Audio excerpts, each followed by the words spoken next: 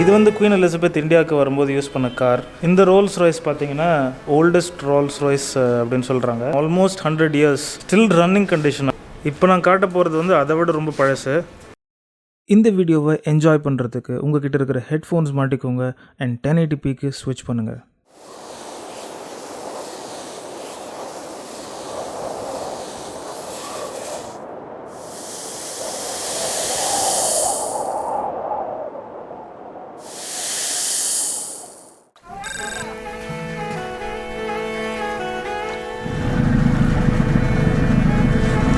Hey guys, welcome back to the channel. எல்லாரும் எப்படி இருக்கீங்க? எல்லாரும் சூப்பராக இருப்பீங்கன்னு நினைக்கிறேன். நான் வந்து இப்போ உதய்பூரில் இருக்கேன். இது வந்து Day 8 ஆஃப் நம்ம ட்ரிப், நம்ம ராஜஸ்தான் ட்ரிப். லேக் ஷோர் அப்படின்னு சொல்லிட்டு ஒரு ஹோட்டல், உதய்பூரோட லேக் சைட்லேயே சிச்சுவேட்டடான ஒரு ஹோட்டல் அண்ட் லேக் வியூ நமக்கு சூப்பராக இருக்குது. இங்கே தான் நாங்கள் ஸ்டே பண்ணியிருக்கோம். அண்ட் இன்றைக்கி வந்து நம்ம உதய்பூர் எக்ஸ்ப்ளோர் பண்ண போகிறோம். உதய்பூரில் சில பாப்புலரான பிளேசஸ் நம்ம எக்ஸ்ப்ளோர் பண்ண போகிறோம். இதுக்கு முன்னாடி இருக்கிற எபிசோட்ஸ் நீங்கள் பார்க்கலன்னா கண்டிப்பாக போய் பாருங்கள். பிகாஸ் நம்ம பெங்களூர்லேருந்து ட்ராவல் பண்ணி ராஜஸ்தான் வந்திருக்கோம். அண்ட் அந்த ஹோல் ரைடு வந்து எபிசோட்ஸாக ஸ்ப்ளிட் பண்ணி ஆல்ரெடி நான் போட்டிருப்பேன். ஸோ அதெல்லாம் செக் பண்ணி பாருங்கள். நம்ம சேனலுக்கு புதுசுனா சப்ஸ்கிரைப் பண்ணுங்கள். பிகாஸ் இதுக்கப்புறமும் நான் ட்ராவல் பண்ண போகிறேன் ராஜஸ்தானில். ஜோத்பூர், ஜெய்சல்மர் இந்த மாதிரி இடம்லாம் போக போகிறேன். நான் வீடியோ போடும்போது உங்களுக்கு நோட்டிஃபிகேஷன் வரணும்னு நினைக்கிறீங்கன்னா அந்த பெல் ஐக்கான் ப்ரெஸ் பண்ணுங்கள். எல்லா தடவையும் சொல்கிறது தான். ஸோ இப்போ பார்த்தீங்கன்னா இங்கே தான் நம்ம பைக்ஸ் நின்றுட்டுருக்கு. 390 அட்வென்ச்சர், டியூக் 390, நம்ம விக்னேஷோட தண்டர்பர்ட் 350, நம்மளோட டெசர்ட் ஸ்டார்ம். ஃபர்ஸ்ட்லேருந்து நீங்கள் ஃபாலோ பண்ணுறீங்கன்னா உங்களுக்கு தெரிஞ்சிருக்கும். இந்த ரைடில் வந்து ஒரு பாயிண்ட்லேருந்து நம்ம குரூப்பில் வந்து ஆட் ஆகிட்டே போனாங்க. மும்பைலேருந்து லேசிபம் ட்ராவலர் சிவா வந்து நம்ம குரூப் ஜாயின் பண்ணார். அகமதாபாத்லேருந்து நம்ம விக்னேஷ் வந்து 350 தண்டர்பர்டோட ஜாயின் பண்ணார்.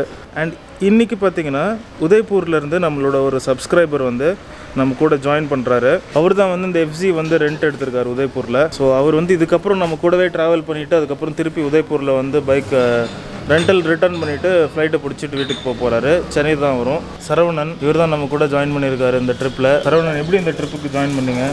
உங்கள் கதையை சொல்லுங்கள். ராஜஸ்தான் போகணுன்ட்டு ஆசை. ஸோ தனியாக போகிறதுக்கு கொஞ்சம் பயமாக இருந்தது. விக்னேஷ் வந்து போகிறேன்னு ஸ்டேட்டஸ் போட்டார். ஸோ அவர் ரொம்ப ரிக்வெஸ்ட் பண்ணி முடியாதுன்னு சொல்லணும் கெஞ்சி கூத்தாடி ஜாயின் பண்ணியிருக்கேன். ஃபஸ்ட் டைம் ஒரு குரூப் ரைட் பண்ணுறேன். எப்படி இருக்குன்னு அனுபவம் இதில் சொல்கிறேன். தனியாக போயிருந்துருக்கலாம். ஸோ வீட்டில் பயந்தாங்க. அதனால் அவங்களோட கன்வீனியன்ஸும் பார்க்கணும். ஸோ விக்னேஷ் கூட போகிறோன்னே அவங்க உடனே ஓகேன்னு சொல்லிட்டாங்க. நான் ஃபோன் நம்பர் வாங்கி, அவர் ஃபோன் நம்பரே ஃபஸ்ட்டு கொடுக்கல. ரொம்ப நேரம் கன்வீனியன்ஸ் பண்ணி நம்பர் வாங்கி படுத்தே விட்டார் ஐயா அப்படின்ற மாதிரி ரொம்ப கெஞ்சி தான் வந்தேன். புது ஆள் எப்படி ஓட்டுவான், எப்படி அட்ஜஸ்ட் பண்ணிப்பான்ட்டு அவர் பயந்தார். ஸோ அது கரெக்டு தான். முடிஞ்ச வரைக்கும் கன்வின்ஸ் பண்ணி நான் ரொம்ப அட்ஜஸ்டபிளாக இருப்பேன்னு சொல்லிட்டு தான் வந்திருக்கேன். Let's see. ஆமாம், இவங்களுக்கு 2 நாளைக்கு முன்னாடி வந்துட்டு இங்கே நான் சுற்றிட்டு இருந்தேன் சோலோவாக. ஸோ நேற்று மவுண்ட் அப்பு போயிட்டு வந்தேன். போயிட்டு வந்து நேற்று நைட்டு ஜாயின் பண்ணிட்டேன் இவங்களோட. ஸோ இன்னிலேருந்து நெக்ஸ்ட்டு 1 week டீமோட தான்.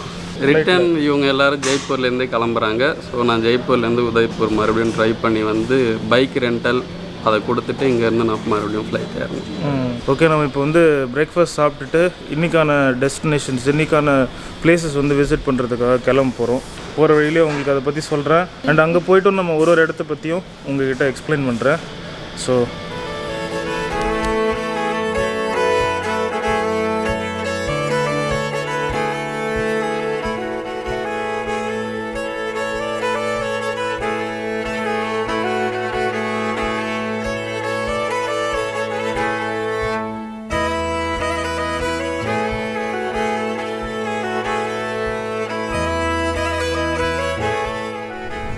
ஸோ ஹோட்டல்லேருந்து கிளம்பிட்டோம். சரவணன் வந்து பார்த்திங்கன்னா ரெண்டல் வந்து 3000 பே பண்ணியிருக்காரு 11 டேஸ்க்கு எஃப்சி. ஸோ ரொம்பவே சூப்பரான ஆப்ஷன் அது. ரெண்டல் எடுக்கிறது ரொம்ப சீப்பு. 3000 ஃபார் 11 டேஸ்ன்றது.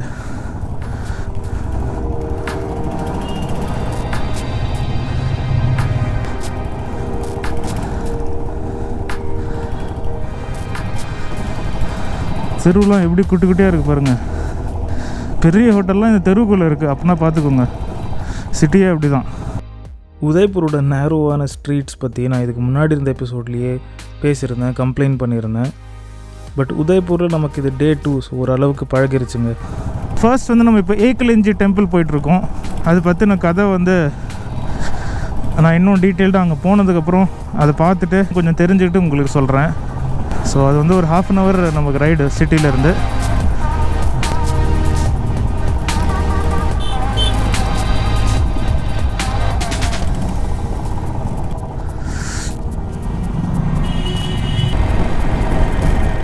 உதய்பூரோட சந்து பொந்துலேருந்து ஹைவே சென்டர் ஆகும்போது ஒரு லிபரேட்டிங்கான ஃபீலிங் கிடச்சிது.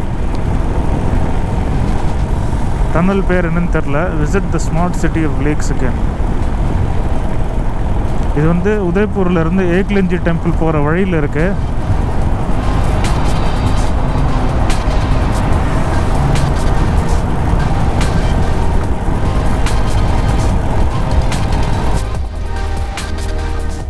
ஓகே, ஏக்லிங்ஜி டெம்பிள் வந்திருக்கோம். உள்ளே போய் பார்க்கலாமா?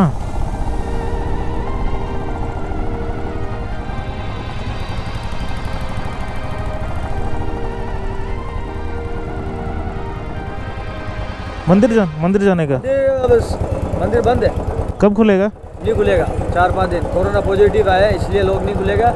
इधर देख क्यों கோவிட்னால கோயில் மூடி இருக்கான். Temple close. 5 நாள் கழிச்சு தான் ஓப்பன் ஆகுமா? यहाँ पे क्या बताया आपने? ओनली लेक नाइस व्यू है. शिवा टेंपल है, लेक है, गंगा जी का चौथा पाया पवित्र स्थान. ஸோ முந்தானேத்தோ இங்கே ஏதோ கோவிட் கேஸ் வந்ததுனால, கோவிட் பாசிட்டிவ் வந்ததுனால டெம்பிள் வந்து க்ளோஸ் பண்ணிட்டாங்களாம். கூகுளில் வந்து ஓப்பன் காட்டின்னு இருக்குது. பிகாஸ் ரீசெண்டாக க்ளோஸ் பண்ணியிருக்காங்க. ஸோ நேற்று க்ளோஸ் பண்ணது இன்னும் 5 நாள் கழிச்சு தான் ஓப்பன் பண்ணுவாங்களாம். அதனால் இந்த பிளான் வந்து லைட்டாக ஃப்ளாப் ஆகுது. பட் இருந்தாலும் எங்கள் பக்கத்தில் வந்து ஒரு லேக் வியூ பாயிண்ட் இருக்குது அண்ட் இன்னொரு ஒரு சிவன் கோயில் இருக்குன்னாங்க. ஸோ அதை தான் இப்போ பார்க்க வந்திருக்கோம்.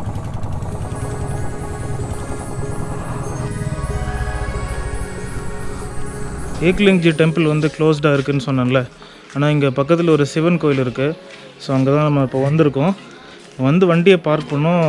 நல்லா ஜோராக அழுகிற சத்தம் கேட்டுச்சு. ஸோ என்னென்னு பார்க்க போகிறோம். ஆக்சுவலாக இங்கே ஏதோ ட்ரெடிஷன்னா என்னன்னு தெரியல. எல்லோரும் கும்பலாக உட்காந்து எழுதிட்டுருக்காங்க. பார்க்கலாம் என்னென்னு. யாரோ இறந்ததுனால அழுகுறாங்கன்னு நினைக்கிறேன், தெரியல.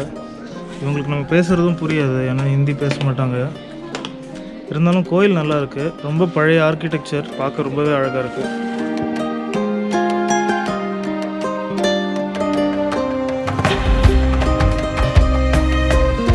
ஏக்லிங்ஜி டெம்பிள் உள்ளே தான் எங்களால் போக முடியல.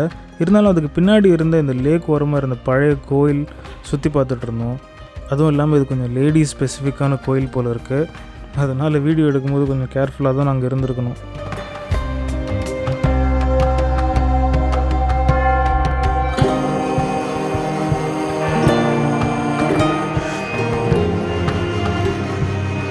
சரோவர்னா ஏரி இல்லைனா குளம். இந்த இந்திர சரோவர் ரொம்பவே புனிதமான ஒரு லேக்காக நம்பப்படுது. இங்கே சுற்றி இருக்கிற மக்கள் ஹரித்வார்லாம் போக முடியாதவங்க இங்கே தான் வருவாங்க. இதுக்கு பின்னாடி இருக்கிற கதை இங்கே இருக்கவங்க கிட்டேயே கொஞ்ச நேரத்தில் நம்ம கேட்டு தெரிஞ்சுக்கலாம்.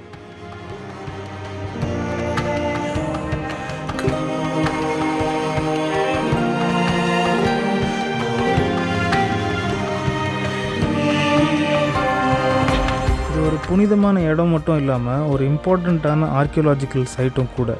ஏரியல் ஃபுட்டேஜில் இதுக்கு பக்கத்தில் இருந்த ஏன்ஷியன்ட் ஸ்ட்ரக்சர்ஸ் பார்க்க ரொம்பவே இன்ட்ரெஸ்டிங்காக இருந்துச்சு.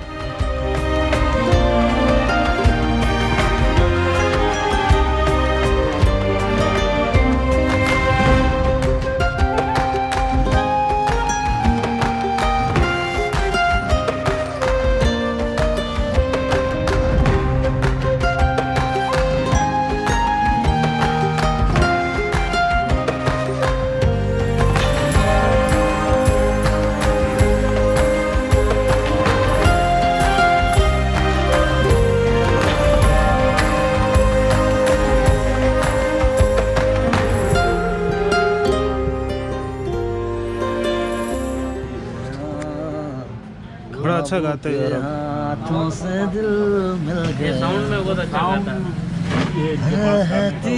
थी जहां सिस्टम में फिर भी गलत ही हुआ है। ये अच्छे सिंगर है ये। शस्त्र बहु एकलिंजी के बारे में। एकलिंजी जो मंदिर है सन 734 ईस्वी में महाराणा बापा रावल ने इस मंदिर की स्थापना की। पाकिस्तान में शहर बना हुआ रावलपिंडी, जो इन्हीं के नाम से काबुल का अंदर तक मेवाड़ी लगता था, इतना बड़ा मेवाड़ राज्य था। फिर उनके 1000 साल बाद महाराणा प्रताप का जन्म हुआ। इतना बड़ा है काबुल। उनके 1000 साल बाद महाराणा प्रताप का जन्म हुआ। और ये इतने बड़े वीर थे, महाराणा प्रताप तो कुछ भी नहीं है इनके सामने, इतने बड़े वीर थे। तो मतलब कि इतने बड़े वीर थे कि महाराणा प्रताप भी इनके बारे में ऐसा कुछ ही नहीं है। 500 सालों तक हिंदुस्तान की तरफ आंख उठा कर नहीं देखी मुगलों ने, ये इतने बड़े वीर थे। तो एकलिंगजी नाम कैसा है? एकलिंगजी, ये ब्रह्मा विष्णु महेश और सूर्य चारों एक ही लिंग में, अच्छा। इसलिए इसका नाम एकलिंग महादेव। पीछे जो सरोवर देख के आए, वो उस सरोवर का नाम इंद्र सरोवर है। यहाँ देवासुर संग्राम हुआ था, जो इंद्र को ने एक राक्षस का वध किया था। वह राक्षस जात से ब्राह्मण था, तो इंद्र जी को ब्रह्महत्या का श्राप लगा। तो फिर यहाँ पर बैठकर उन्होंने भोलेनाथ की आराधना की। फिर उनके शरीर पर जो कोढ़ हो गए थे, तो इसमें स्नान करने के बाद वो सब कोढ़ जड़े और ब्रह्महत्या के हिसाब से निवारण हुआ। तो इसलिए आसपास के जो भी लोग, उदयपुर में इतनी झीलें हैं जिसका कोई महत्व नहीं है जितना सरोवर इसका, इस सरोवर का महत्व है। पुष्कर के बाद इसका नाम आता है इंद्र सरोवर। तो आसपास के जो भी लोग आते हैं, सब अस्थि विसर्जन करते हैं। जो आजकल जो आसपास के जो आदिवासी लोग हैं, वो गंगा जी नहीं जा पाते हैं, तो ये यहीं अस्थि विसर्जन करते हैं, जिनको मोक्ष मिलता है। थैंक यू भैया। இப்போ அடுத்தது பார்க்குறது வந்து நம்ம சாஹஸ்திர பகு அப்படின்னு ஒரு டெம்பிள். இதுக்கு பெரிய ஹிஸ்ட்ரி இருக்குன்றாங்க. அண்ட் அது ரொம்ப இம்பார்ட்டண்ட்டான டெம்பிள். நிறைய பேர் வந்து விசிட் பண்ணிட்டு போவாங்க அப்படின்னு சொன்னாங்க.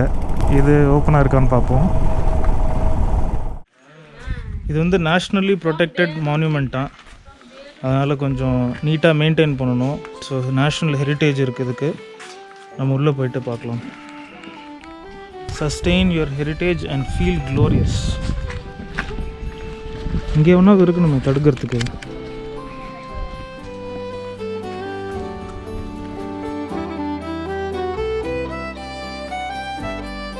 நம்ம ஊரோட ஹிஸ்ட்ரியை விட இந்த ஹிஸ்ட்ரிலாம் ரொம்ப கம்மி தான். இருந்தாலும் இது நல்லா பாதுகாக்கப்படுது, செலிப்ரேட் பண்ணப்படுது, டூரிசம் வழியாக ப்ரமோட் பண்ணப்படுது. நம்ம ஹிஸ்ட்ரிக்கும் இப்போ இருக்கிறத விட கொஞ்சம் இன்னும் ரெக்கக்னிஷன் கிடச்சி டூரிசம் வழியாக ப்ரமோட் பண்ணப்பட்டுச்சுன்னா ரொம்பவே நல்லாயிருக்கும்.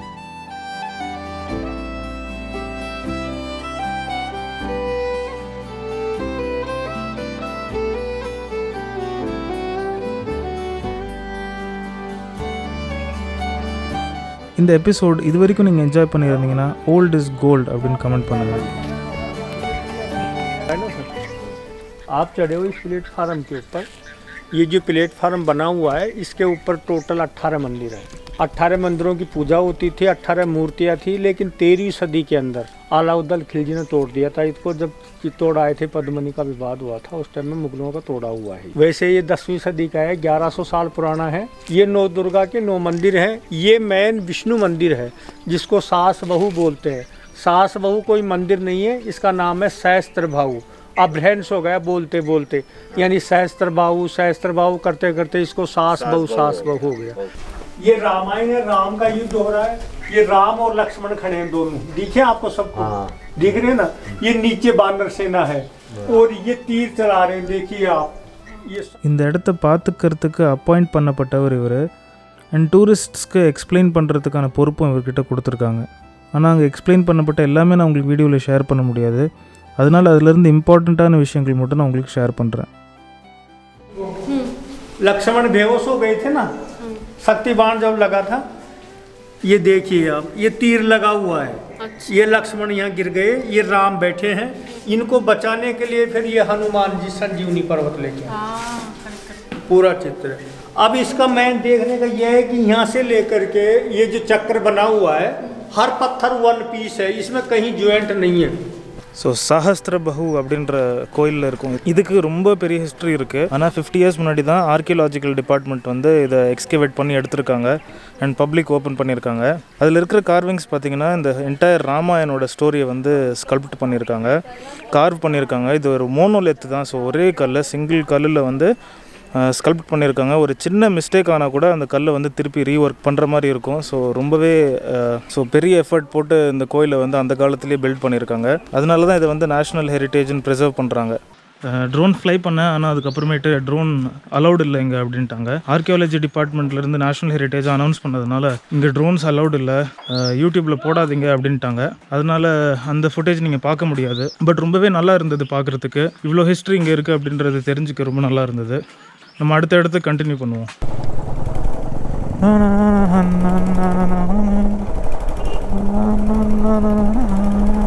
நாடா ஏதோ ஸ்ட்ரைக் மாதிரி தெரியுது. இப்போ வந்து நம்ம ஆன்டிக் கார்ஸோட மியூசியமுக்கு போகிறோம். கிட்டத்தட்ட 100 வருஷம் பழைய கார்லாம் இருக்குதுன்னு சொல்கிறாங்க. எக்ஸாக்டாக தெரியல. இன்னும் ரன்னிங் கண்டிஷனில் இருக்கிற கார்ஸ் இருக்குது. ஸோ அதுதான் மெயின். இங்கே உதய்பூரில் இதுவும் ஒரு ஃபேமஸான விஷயம் போல் இருக்குது. இது பார்க்குறதுக்கு நீங்களும் எக்ஸைட்டடாக இருப்பீங்கன்னு நினைக்கிறேன். So let's go and see. Garden hotel Udaipur, vintage and classic car collection. ஒரு ஹோட்டலுக்கு சொந்தமாக்கிட்டாங்க போல இருக்கு.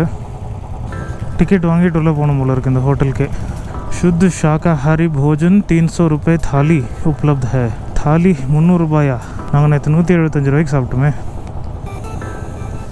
ஸோ இந்த விண்டேஜ் கார் கலெக்ஷனோட என்ட்ரி ப்ரைஸ், இந்த கார் கலெக்ஷன் பார்க்குறதுக்கு பார்த்தீங்கன்னா 400 ருபீஸ் என்ட்ரி.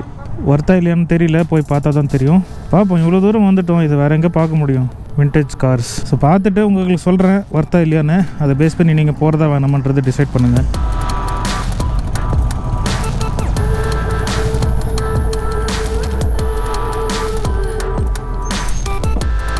இந்த டிக்கெட் பாருங்களேன், டிக்கெட்டே எவ்வளோ அழகாக இருக்குது. அதுலேயே வந்து பார்த்திங்கன்னா விண்டேஜ் காரோட ஃபோட்டோஸ் இருக்குது. ஒரு டிக்கெட்லேயும் வேறு ஃபோட்டோ இருக்குது.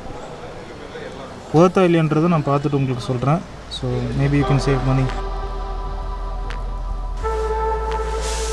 ஸோ இது பார்த்திங்கன்னா மாரிஸ் அப்படின்னு ஒரு car. Year of manufacture 1950. So கிட்டத்தட்ட 70 இயர்ஸ் ஆகிருக்கு இந்த வெஹிக்கிளுக்கு. 2 இருக்குது இங்கே பார்த்திங்கன்னா. ஒன்று வந்து 1959, இன்னொன்று வந்து 1950. மாரிஸ் அப்படின்ற கம்பெனி. அதில் வந்து டைகர் அப்படின்ற மாடல். ஸோ இது வந்து எல்லாமே வந்து ரன்னிங் கண்டிஷனில் இருக்கிற வெஹிக்கிள்ஸ். ஸோ இந்த கார்ஸை வந்து மெயின்டைன் பண்ணுறது அந்த கம்பெனியே தான். மெயின்டெனன்ஸ், சர்வீஸ் எல்லாமே வந்து அந்த கம்பெனிக்காரங்களே பண்ணுவாங்க போல இருக்குது. அடுத்தது பாருங்களேன், இன்ட்ரெஸ்டிங்காக இருக்கும். இது வந்து ஒரு ஷெவ்ரோலே ட்ரக். இயர் ஆஃப் மேனுஃபேக்சர் வந்து பார்த்திங்கன்னா 1946 யூஎஸ்ஏல. இது பாருங்கள். ஸோ ரொம்பவே பழைய கார்ஸ் எல்லாமே. பஸ்ஸை பாருங்கள் எப்படி இருக்குன்னு.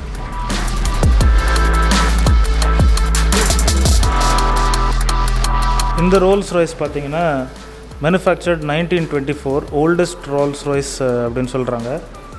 செவரல் அவார்ட்ஸ்லாம் வாங்கியிருக்குது. ஸோ இவ்வளோ பழசான கார். 1924 என்ன, almost 100 years, like 96 years old இந்த வெஹிக்கிள். Still running condition. அதுதான் வந்து ரொம்பவே சர்ப்ரைசிங்கான ஒரு விஷயம். இது பார்த்தீங்கன்னா 1934 ரோல்ஸ் ராய்ஸ். இது ஒரு டூரர் மாதிரியான ஒரு மாடல். பிகாஸ் இதில் வந்து 28 கேலன்ஸ் டேங்க் கெப்பாசிட்டி, அதாவது 106 லிட்டர்ஸ் கிட்ட வரும். ஸோ பார்த்துக்கோங்க, 106 லிட்டர்ஸ் ஆஃப் ஃபியூவல். இப்போ இருக்கிற கார்லாம் அவ்வளோ லிட்டர்ஸ் வராது. இது வந்து கிராஸ் கண்ட்ரி டூரிங் போகிற மாதிரி ஒரு வெஹிக்கிள் போல் இருக்குது. இது வந்து பார்த்திங்கன்னா ரோல்ஸ் ராய்ஸோட ஜீப் மாடல். ஸோ ஆஃப் ரோடிங்லாம் பண்ணுறதுக்காக யூஸ் பண்ண வெஹிக்கிள் போல் இருக்குது. ரொம்பவே இன்ட்ரெஸ்டிங்காக இருக்குது இதுவும்.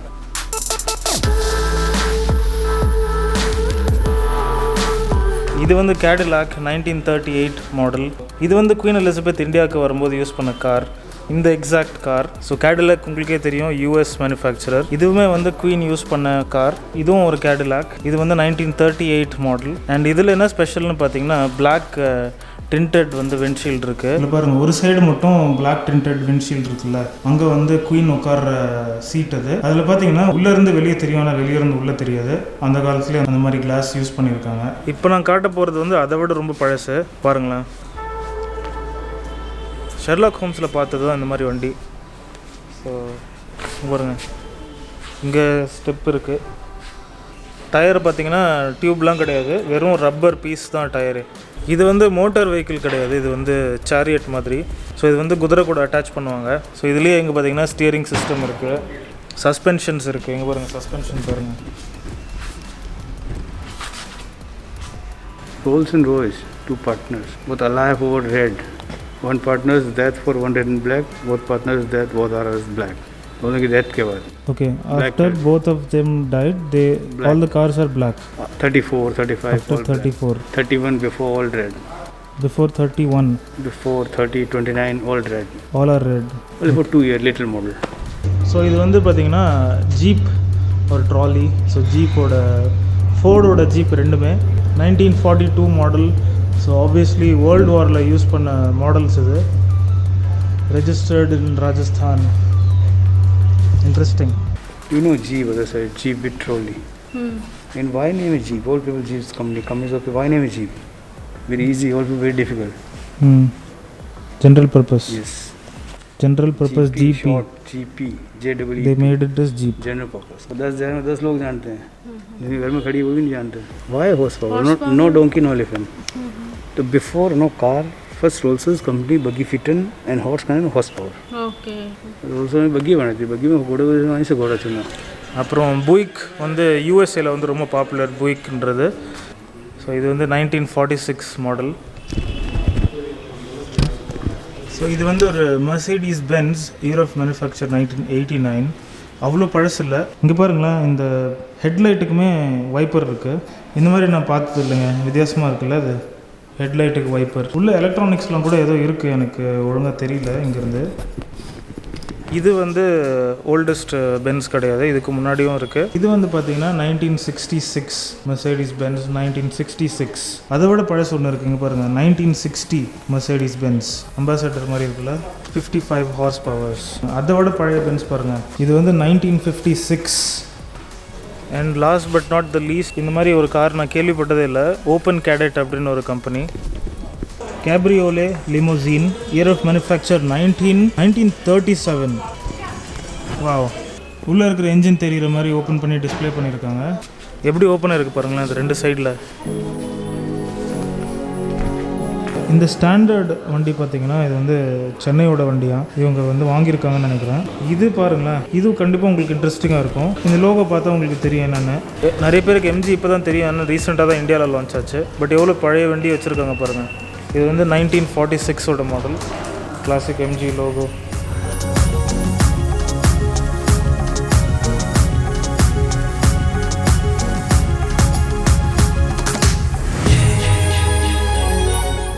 முதல்ல டிக்கெட்டோட காஸ்ட் பார்த்தப்போ டபுள் மைண்டடாக தான் இருந்துச்சு, ஒர்த் இருக்குமா இல்லையா அப்படின்னு.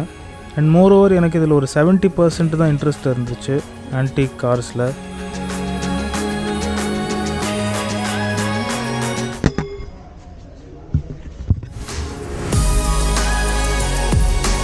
ஆனால் உள்ளே வந்து பார்த்ததுக்கப்புறம் ஒரு சில புது விஷயம் கற்றுக்கிட்டது ஒரு சாட்டிஸ்ஃபைடான ஃபீல் கொடுத்துச்சு. உதய்பூர் விசிட் பண்ணும்போது உங்களுக்கு ஃப்ரீ டைம் இருந்தால் நீங்களும் இதை கண்டிப்பாக விசிட் பண்ணுங்கள். ஸோ ஆன்டிக் கார் கலெக்ஷன் பார்த்தாச்சு. பர்சனலி எனக்கு ஒர்த்துன்னு தான் தோணுச்சு. ஏன்னா இதெல்லாம் நம்ம இங்கே தான் பார்க்க முடியும், நேரில் பார்க்குற மாதிரி வராது. அண்டு இன்னும் பழசு ஆக ஆக இதெல்லாம் பார்க்குறது இன்னும் கஷ்டமாயிரும். அதனால் நம்மளோட டைம்லேயே இதை பார்த்துட்டோம்னா நல்லது. அந்த காரு போக இருக்கோ இல்லையோ, மெயின்டைன் பண்ணுறாங்களோ இல்லையோ, வீடியோவாக நம்மகிட்ட பதிவாயிரும். நீங்கள் ஒரு கார் லவர், ஆன்டிக் லவராக இருந்தீங்கன்னா கண்டிப்பாக ஒர்த்து தான். எங்ககிட்ட இப்போ 2 ஆப்ஷன் இருந்தது, மான்சூன் பேலஸா இல்லை உதய்பூர் சிட்டி பேலஸா அப்படின்னு. லோக்கல்ஸ் கிட்ட கேட்டால் வந்து சிட்டி பேலஸ் வந்து யாரும் ரெக்கமெண்ட் பண்ணல. அதனால் நாங்கள் மான்சூன் பேலஸ் போகலாம் அப்படின்னு டிசைட் பண்ணோம். மான்சூன் பேலஸில் சன்செட் வந்து ரொம்ப ஒர்த்தாக இருக்கும் அப்படின்னு தெரியும். அதனால் சிட்டி பேலஸை ஸ்கிப் பண்ணிவிட்டு மான்சூன் பேலஸ் போகலாம் அப்படின்ற ஒரு ஐடியாவில் இருக்கும். அதுக்கு முன்னாடி இப்போ வந்து நம்ம டிபெட் மார்க்கெட் வந்திருக்கோம். லேயில் டிபெட் மார்க்கெட் இருக்கிற மாதிரி இங்கேயும் ஒரு டிபெட் மார்க்கெட் இருக்குது. ஓகே, டிபெட் மார்க்கெட் வந்து கேன்சல் பண்ணிட்டோம். டக்கு டக்குன்னு பிளான் மாற்றினே இருக்காங்கப்பா.